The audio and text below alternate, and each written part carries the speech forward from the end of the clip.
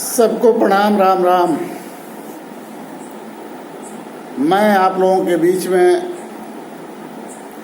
कुछ तथ्य रखने जा रहा हूं कि जो प्रभु श्री राम अपने पिता की आज्ञा का पालन करने के लिए, अपने माता के वचनों की लाज रखने के लिए पैदल धूप में, छांव में, बरसात में, गर्मी में, जाड़ा में अपने रिश्तेदारों से भी सहायता नहीं मांगे, जबकि एक राजा के वंशज थे और ऐसे राजा के जिसको कौन नहीं जानता था। किसी से कहते तो लोग सहयोग दे देते, लेकिन उन्होंने किसी से सहयोग नहीं मांगा। उस प्रभु श्री राम के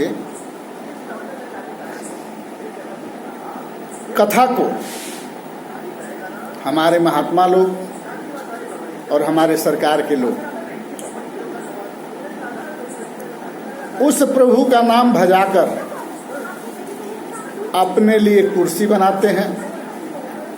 अपने लिए सोफा गद्दा बनाते हैं, अपने लिए एसी और बड़े बड़े गाड़ियां बनाते हैं, चार्टर प्लेन तक लाते हैं और उस प्रभु श्री राम को इस तरह से दर्शाते हैं समाज के बीच में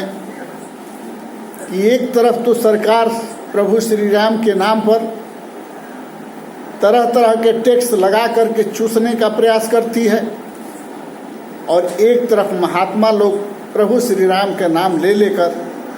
हम गरीब किसान, हम पढ़े लिखे लोगों को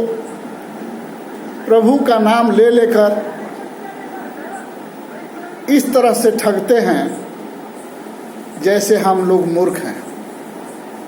हम भक्ति में पागल हैं, हम प्रभु श्री राम को मानते हैं, हम प्रभु श्री राम के बिना जीवित नहीं हैं। हमारा जो आत्मा है ना,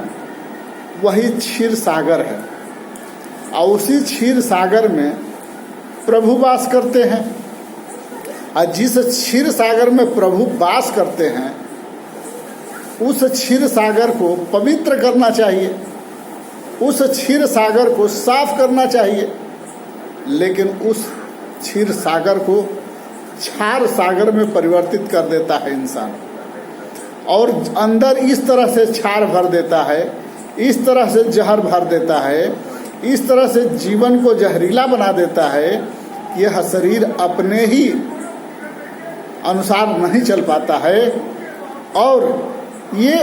गलत रास्ते पर भटक जाता है, जबकि इस शरीर के अंदर ही क्षीर सागर है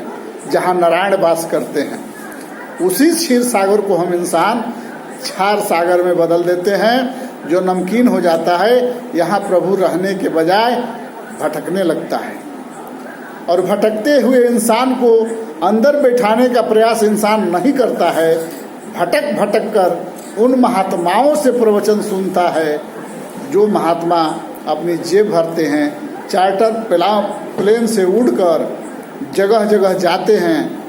कथा कहते हैं, प्रवचन कहते हैं और जेब भर कर घर आते हैं। हम समाज से कहना ये चाहते हैं कि कैलाश से 40 किलोमीटर क्षीर सागर जरूर है और क्षीर सागर में जब मंथन हुआ था तो मंथन के समय जो अमृत निकला था, अमृत लेकर जब इंद्र भगवान भाग रहे थे, उसी समय उस अमृत से 2-4 बूंद जमीन पर गिर पड़ा, जिससे पान के पौधे की उत्पत्ति हुई और जब वो पान के पत्ता उत्पत्ति हुआ तो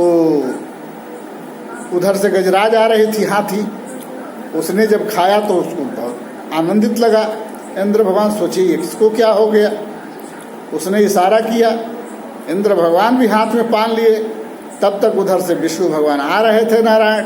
लक्ष्मी भी आ रही थी, दलिद्रा भी आ रही थी और तीनों लोग पान पर लोभ गए। तो लक्ष्मी जी को स्थान मिला बीच में, पान के पत्ते के बीच में, दलिद्रा को स्थान मिला आगे और पीछे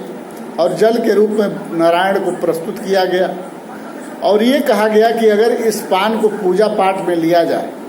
या शरीर को शुद्धि करने के लिए जाए, शरीर में अमृत भरने के लिए लिया जाए तो ये बहुत फायदेमंद है। आप लोग देखे होंगे जो पान बेचते हैं वो पान आगे से काट देते हैं और पीछे से काट देते हैं ताकि दरिद्रता का वास खाने वाले पर न जाए, लेकिन उस पान को गलत तरीके से खाने की वजह से पान भी नुकसान करने लगा है। और वहीं से प्रभु हनुमान जी रामचंद्र जी के जब वहाँ आपके समुद्र के किनारे रामेश्वरम में पूजा चल रहा था तो हनुमान जी ने जाकर लाया था, जिसके चलते कहा जाता है कि भारत में हनुमान जी ने पान लाया था। मलय द्वीप में वो पान चला गया था, मलय द्वीप से हनुमान जी ने लाने का काम किया था। हमारी बातों में त्रुटि है, इसे क्षमा करिएगा। अगर विश्वास न हो तो नेट सर्च कर लीजिएगा। जय हिंद, जय भारत, नमो नारायण, नारायण नारायण, राधे राधे।